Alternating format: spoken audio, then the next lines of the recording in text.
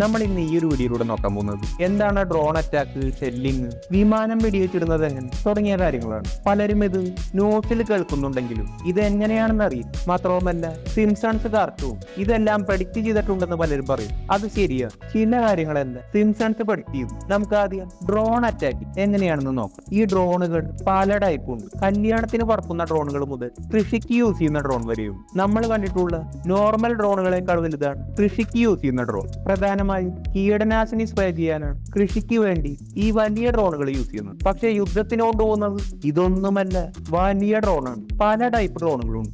ഏറ്റവും വലിയ ഡ്രോണാണ് MQ-9 Reaper. വളരെ പവർഫുൾ ആയ ഏറ്റവും വലിയ ഡ്രോണാണ്. ലോകത്തിലെ തന്നെ ഏറ്റവും വലിയ ഡ്രോൺ ഉള്ളത് അമേരിക്കയിലും UK-യിലുമാണ്. ഗ്ലോബൽ ഹവർ കണ്ടു കഴിഞ്ഞാൽ ഒരു മിനി ജെറ്റ് ആണെന്ന് തോന്നും, എന്നാൽ ഇതൊരു ഡ്രോണാണ്. ഇതുപോലെ മാൻഡി ഇത് UK-യുടേതാണ്. രണ്ടും കണ്ടാൽ ഡ്രോൺ ആണെന്നേ പറയും. ഏറ്റവും കൂടുതൽ ഉൽപ്പാദിപ്പിക്കുന്നതും വ്യാപാരം നടത്തുന്നതുമായ വലിയ ഡ്രോണുകളാണ് MQ-9 റീപ്പർ.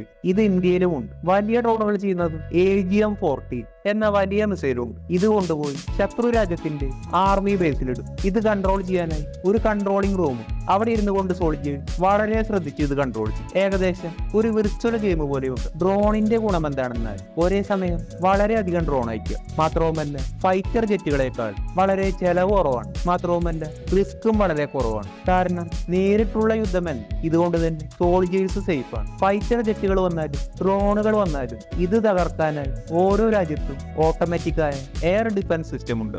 അപ്പോൾ ഈ എയർ ഡിഫൻസ് സിസ്റ്റത്തെ തന്നെ നേരിട്ട് ടാർഗറ്റ് ചെയ്യുന്ന ഡ്രോണുകളുണ്ട്. ആ ഡ്രോണാണ് IAI ഹാർപി ഡ്രോണുകൾ. ഇത് വെച്ചാണ് ഇന്ത്യ പാകിസ്ഥാന്റെ എയർ ഡിഫൻസ് സിസ്റ്റത്തെ തകർത്തത്. ഈ ഡ്രോൺ കണ്ടുപിടിച്ചത് ഇസ്രായേലാണ്. ഓരോ ഡ്രോണിനും 135 കിലോ ഭാരമേ ഉള്ളൂ. ഹാർപി ഡ്രോണുകൾ റഡാർ പ്രത്യേകം തിരിച്ചറിഞ്ഞു അതിലേക്ക് സ്ട്രൈക്ക് ചെയ്യും. ഇതുപോലെ ഇന്ത്യക്ക് സ്വന്തമായി ഇന്ത്യ തന്നെ നിർമ്മിക്കുന്ന പേരുകേട്ട പല ടൈപ്പ് ഡ്രോണുകളും. ഇന്ത്യക്ക് വേണ്ടി ഏറ്റവും കൂടുതൽ വെപ്പൺസ് ഡ്രോണുകൾ എല്ലാം കൊടുക്കുന്നത് റഷ്യ, ഇസ്രായേൽ, ഫ്രാൻസ്, അമേരിക്ക തുടങ്ങിയ രാജ്യങ്ങളാണ്. ഇസ്രായേൽ, റഷ്യ തുടങ്ങിയ രാജ്യങ്ങളെല്ലാം ഇന്ത്യയുടെ ഒരു ബ്രദർ കൺട്രി പോലെയാണ്. ഇന്ത്യ സ്വന്തമായി ഒരുപാട് വെപ്പൺസ് ഉണ്ടാക്കുന്നു. അഗ്നി, പൃഥ്വി, ആകാശ് അങ്ങനെ പവർഫുൾ ആയ ഒരുപാട് വെപ്പൺസും ഇന്ത്യയും റഷ്യയും ടീമപ്പായി വെപ്പൺസ് ഉണ്ടാക്കുന്നു. പേരുകേട്ട ബ്രഹ്മോസ് മിസൈൽ 70% ഇന്ത്യയും ബാക്കി റഷ്യയും ചേർന്നുണ്ടാക്കിയത്. ലോകത്തിലെ തന്നെ ഏറ്റവും പവർഫുൾ ആയ ക്രൂയിസ് മിസൈൽ ഒന്നാണ് ബ്രഹ്മോസ് മിസൈൽ. കരയിൽ നിന്നും വിമാനത്തിൽ നിന്നും അന്തർവാഹിനിയിൽ നിന്നും വിക്ഷേപിക്കാവുന്ന വളരെ പവർഫുൾ ആയ സൂപ്പർ സോണിക് മിസൈലാണ്. ഇന്ത്യയുടെ ബ്രഹ്മപുത്ര നദിയും റഷ്യയുടെ മോസ്കോ നദിയും ചേർത്താണ് ബ്രഹ്മോസ് എന്ന് പേരിട്ടത്. ഇതുപോലെ തന്നെ ഇന്ത്യൻ വെപ്പൺസും Italy, Japan, Israel, America, Russia തുടങ്ങി പല കൺട്രീസും വാങ്ങാറുണ്ട്. അടുത്തതാണ് വിമാനം വെടിവെച്ചിടുന്നത്. പലരും കരുതുന്നത് തോക്ക് കൊണ്ട് വാർപ്ലെയിൻ വെടിവെച്ചിടാമെന്നാണ്. എന്നാൽ അങ്ങനെയല്ല. നോർമൽ ഗൺസ് കൊണ്ട് ഒന്നും നടക്കില്ല. മെഷീൻ ഗൺ യൂസ് ചെയ്തുകൊണ്ട് ഹെലികോപ്റ്റർ വെടിവെച്ചിടാൻ കഴിയും. പണ്ട് കാലത്ത് മെഷീൻ ഗൺ യൂസ് ചെയ്തുകൊണ്ട് ഒരുപാട് ഹെലികോപ്റ്റർ വീഴ്ത്തിയിട്ടുണ്ട്. പക്ഷെ ഇത് അത്ര ഈസി അല്ല. മെഷീൻ ഗണ്ണിന് പുറകിൽ അത്രയും പവർഫുൾ ആയ എക്സ്പീരിയൻസ് ആയ സോൾജർ ആയിരിക്കും. മാത്രവുമല്ല ഫൈറ്റർ ജെറ്റുകൾ ഒരിക്കലും ഇതുപോലെ വെടിവെച്ചിടാൻ കഴിയും. ഇതുകൊണ്ട് തന്നെ ഹെലികോപ്റ്റർ ആണെങ്കിലും ഫൈറ്റർ ജെറ്റുകളാണെങ്കിലും നിലവിൽ യൂസ് ചെയ്യുന്നത് എയർ ഡിഫൻസ് സിസ്റ്റവും മിസൈലുകളുമാണ്. പാകിസ്ഥാൻ യൂസ് ചെയ്യുന്നത് നമ്മൾ നേരത്തെ കണ്ട ഡ്രോണുകളല്ല. തുർക്കി നൽകിയ ഫോങ്കർ ഡ്രോൺ എന്ന ചെറിയ ഡ്രോണാണ്. ഡ്രോണുകളിൽ ചെലവ് കുറഞ്ഞൊരു ഡ്രോണാണ്. ഈ ഒരു ഡ്രോണിൽ ചെറിയ 2 മിനി മിസൈലും ഒരു മിനി മെഷീൻ ഗണ്ണും ഉണ്ടാവും. ഏകദേശം 50 കിലോ മാത്രമേ വെയിറ്റ് ഉള്ളൂ. ഈ ഒരു ഡ്രോണുകൾ 300 എണ്ണം ഒരുമിച്ചാണ് പാകിസ്ഥാൻ വിടുന്നത്. ഇതെല്ലാം ഇന്ത്യ വെടിവെച്ചിട്ടു. ഇതെങ്ങനെയെന്നാൽ ഇന്ത്യയുടെ എയർ ഡിഫൻസ് സിസ്റ്റമാണ് ആകാശ് സിസ്റ്റം. ഡോക്ടർ പ്രഹ്ലാദ രാമറാവു ആണ് ഈ ഒരു സിസ്റ്റം ഉണ്ടാക്കിയത്. റഡാറിലൂടെ ഡ്രോണുകളെയും ജെറ്റുകളെയും തിരിച്ചറിയും. ഓട്ടോമാറ്റിക് മിസൈൽ വിടും. അതും ആകാശ് എന്ന സൂപ്പർ സോണിക് മിസൈൽ. 50 കിലോമീറ്റർ പരിധി ആകാശ് സിസ്റ്റം വർക്ക് ചെയ്യും. മാത്രവുമല്ല ആകാശ് സിസ്റ്റം വളരെ സ്പീഡാണ്. അടുത്തതാണ് ടാഡ് സിസ്റ്റം. ഏകദേശം 200 കിലോമീറ്റർ പരിധി പവർഫുൾ ആയി ഡിഫെൻഡ് ചെയ്യുന്ന ലോകത്തിലെ തന്നെ രണ്ടാമത്തെ മികച്ച എയർ ഡിഫൻസ് സിസ്റ്റമാണ് ടാഡ് സിസ്റ്റം. ഇത് കണ്ടുപിടിച്ചത് അമേരിക്കയാണ്. അടുത്തതാണ് ഇന്ത്യയുടെ സുദർശൻ ചക്രം എന്നറിയപ്പെടുന്ന S-400. 600 കിലോമീറ്റർ പരിധിയുള്ള വളരെ പവർഫുൾ മിസൈലുകൾ ഒരേ സമയം വിടുന്ന ലോകത്തിലെ തന്നെ നമ്പർ 1 എയർ ഡിഫൻസ് സിസ്റ്റം. ഇതുണ്ടാക്കിയത് റഷ്യയാണ്. ഇത് 5 എണ്ണം ഇന്ത്യയിലും. ഇത് 2014 ഇന്ത്യയിലേക്ക് വാങ്ങുന്നു. അവർ അവിടെ നിന്ന് മിസൈൽ വിടുമ്പോൾ തന്നെ ഇത് ഡിറ്റക്ട് ചെയ്യുകയും തിരിച്ച് അറ്റാക്ക് ചെയ്യുകയും ചെയ്തു. S-400 സപ്പോർട്ട് കൊടുക്കാൻ ആകെ ആകാശ സിസ്റ്റവും താഴ് സിസ്റ്റവും ഉണ്ട്. ഇതെല്ലാം ഒരുമിച്ച് വർക്ക് ചെയ്യുന്നത് കൊണ്ടാണ് പാകിസ്ഥാന് തൊടാൻ പോലും കഴിയാത്തത്. മാത്രവുമല്ല, ഇത്രയും അഡ്വാൻസ് ടെക്നോളജി ഇന്ത്യയിലുണ്ടെന്ന് പാകിസ്ഥാൻ അറിയില്ല. ഇനി പാകിസ്ഥാന്റെ കയ്യിൽ ചൈന കൊടുത്ത എയർ ഡിഫൻസ് സിസ്റ്റം ഉണ്ട്. ഇതിന്റെ പേരാണ് HQ-9. റഷ്യയുടെ S-400ന്റെ പഴയ മോഡലായ S-300നെ നോക്കി ചൈനക്കാർ നിർമ്മിച്ചതാണ്. ഇതിനെ കഴിഞ്ഞ ദിവസം ഇന്ത്യൻ ആർമി ഡയറക്റ്റ് അറ്റാക്ക് ചെയ്തു. ഡയറക്റ്റ് വന്ന മിസൈലുകൾ വരെ സ്വന്തമായി ഡിഫെൻഡ് ചെയ്യാൻ ഇതിന് കഴിഞ്ഞു. ഇതുകൊണ്ട് തന്നെ ഇതിൽ വലിയൊരു ഡാമേജ് ഉണ്ടാക്കാൻ ഇന്ത്യൻ ആർമിക്ക് കഴിയും. ബ്രഹ്മോസ്, ഇന്ത്യയുടെ മിസൈൽ മാൻ എന്നറിയപ്പെടുന്ന APJ അബ്ദുൽ കലാം ക്രിയേറ്റ് ചെയ്ത് അഗ്നി, പൃഥ്വി തുടങ്ങിയ പവർഫുൾ മിസൈലുകൾ ഇന്ത്യക്കും. നിങ്ങൾ വിചാരിക്കും ചൈന കൊടുത്തായതുകൊണ്ടാണ് HQ-9 ഡാമേജ് ആയത്. എന്നാൽ അതുകൊണ്ടല്ല. ഇന്ത്യയുടെ സ്പീഡ് കൂടിയ മിസൈലുകൾ പോരാത്തതിന് പാകിസ്ഥാൻ HQ-9നെ പ്രൊട്ടക്ട് ചെയ്യാൻ സപ്പോർട്ട് കൊടുക്കാനും വേണ്ടി ആകാശ സിസ്റ്റമോ താഡ് സിസ്റ്റം പോലെയുള്ള ഒരു ടെക്നോളജി വെച്ചിട്ടില്ല. എല്ലാം HQ-9 നോക്കുമെന്നാണ് പാകിസ്ഥാൻ കരുതിയത്. പൊട്ടന്മാര്. മാത്രവുമല്ല, 80% പാകിസ്ഥാൻ വെപ്പൺസും ചൈനയുടേതാണ്. ഇനി നമുക്ക് ഷെല്ലിംഗ് നോക്കാം. ഷെല്ലിംഗ് എന്ന് പറഞ്ഞാൽ ചെറിയ രീതിയിലുള്ള വെടിവെപ്പോ പക്കവാരി എറിയുന്നതോ അല്ല.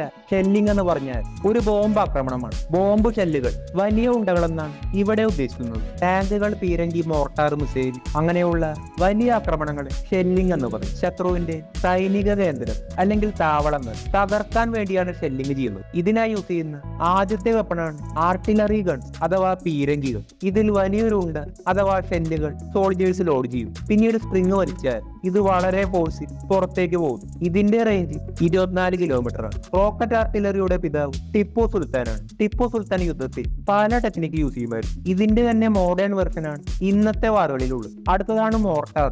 മോർട്ടാർ അല്പം ചെറുതാണ്, എളുപ്പത്തിൽ കൊണ്ടുപോകും. മോർട്ടാർ ഷെല്ലുകൾ അത്യാവശ്യം വലുതാണ്. ഇത് പ്രധാനമായും ക്ലോസ് റേഞ്ചിൽ വെച്ച് ഫൈറ്റ് ചെയ്യും. 1 കിലോമീറ്ററാണ് മോർട്ടാർ ഷെല്ലിന്റെ റേഞ്ച്. അടുത്തത് ടാങ്കാണ്. ടാങ്കിനെ പറ്റി നമുക്ക് എല്ലാവർക്കും അറിയാം. യുദ്ധം എന്ന് പറയുമ്പോൾ പണ്ട് മുതലേ നമ്മൾ സിനിമകളിലൂടെയല്ല ഒരുപാട് ടാങ്ക് കണ്ടിട്ടുണ്ട്. ഈ ടാങ്കുകൾക്ക് പ്രത്യേക ഷീൽഡ് ബോഡിയാണ്. പെട്ടെന്നൊന്നും തകരില്ല. ടാങ്കിൽ നിന്ന് വരുന്ന ഷെല്ലുകൾ 2 മുതൽ 5 കിലോമീറ്റർ ദൂരത്തേക്ക് പോകും. ഇന്ത്യയുടെ പ്രധാന ടാങ്കാണ് T-90 ഭീഷ്മ, T-72. ഇന്ത്യയും റഷ്യയും ചേർന്ന് ഈ പവർഫുൾ ടാങ്കുകൾ ഉണ്ടാക്കി. അടുത്തത് മിസൈലാണ്. അഗ്നി, പൃഥ്വി, ബ്രഹ്മോസ് നമ്മൾ നേരത്തെ പറഞ്ഞതാണ്. ഇതും ഷെല്ലിംഗ് ആണ്. അടുത്ത ഷെല്ലിംഗ് ആണ് നേവൽ ഗൺ, അതായത് കപ്പലിൽ നിന്ന് ആക്രമിക്കുന്ന രീതി. ഇന്ത്യയുടെ പകുതി കടലാൽ ചുറ്റപ്പെട്ടതാണ്. അപ്പുറവും ഇപ്പുറവും ശത്രു രാജ്യങ്ങൾ. അപ്പോൾ കടലിലൊരു പിടികിട്ട വിമാനവാഹിനി കപ്പലുകൾ വേണം. ഇതിനായി ഇന്ത്യ ആദ്യമായി വാങ്ങിയത് ബ്രിട്ടന്റെ HMS ഹെർക്കുലീസ് ആയിരുന്നു. യുദ്ധത്തിന് ശേഷം ബ്രിട്ടൻ ഇത് ആവശ്യമുണ്ടായിരുന്നില്ല. കടുത്ത സാമ്പത്തിക പ്രശ്നവും ഉണ്ടായിരുന്നു. അതുകൊണ്ട് ഇന്ത്യക്ക് വിറ്റു. അങ്ങനെ ഇന്ത്യ ഏഷ്യയിലെ തന്നെ ആദ്യത്തെ വിമാനവാഹിനി കപ്പൽ യൂസ് ചെയ്ത് ഒരേ ഒരു രാജ്യമായി 1957 വാങ്ങി. ശേഷം ഇതൊന്ന് പുതുക്കി പണിത് 61 പുറത്തിറക്കി. ഇതാണ് ആദ്യത്തെ വിക്രാന്ത്. ആദ്യകാലങ്ങളിൽ ഒരു യുദ്ധമുണ്ടായാൽ നിരീക്ഷിക്കുകയല്ലാതെ വിക്രാന്ത് കപ്പലിന് ഓപ്പറേഷന്റെ ഭാഗമാകാൻ കഴിയും. പക്ഷേ 71 അല്പം അപ്ഗ്രേഡ് ചെയ്തു ബംഗ്ലാദേശ് വിമോചന യുദ്ധത്തിൽ വിക്രാന്തിൽ നിന്ന് വന്ന യുദ്ധവിമാനങ്ങൾ പാകിസ്ഥാനിൽ തീമഴ പെയ്തു. അന്ന് പാകിസ്ഥാന്റെ 90,000 സോൾജേഴ്സ് കീഴടക്കി. ആ യുദ്ധം ജയിച്ച പിന്നെ സ്വന്തമായി ഇന്ത്യ കപ്പലുകൾ ഉണ്ടാക്കി. അങ്ങനെയാണ് മോഡേൺ INS വിക്രാന്ത് കൊച്ചിൻ ഷിപ്പ്യാർഡിൽ ഉണ്ടാക്കിയത്. ഒരേ സമയം 40 എയർക്രാഫ്റ്റിനെ വിടാൻ ഇതും പോരാത്തതിന് സ്വന്തമായി വെടിവെക്കാനും മിസൈൽ വിടാൻ വരാൻ കഴിയും. വലിയ രീതിയിൽ ഷെല്ലിംഗ് നടത്തുന്ന AK-630 ഗണ്ണുകൾ 4 എണ്ണമുണ്ട്. ഇതെല്ലാം യൂസ് ചെയ്താണ് പാകിസ്ഥാൻ.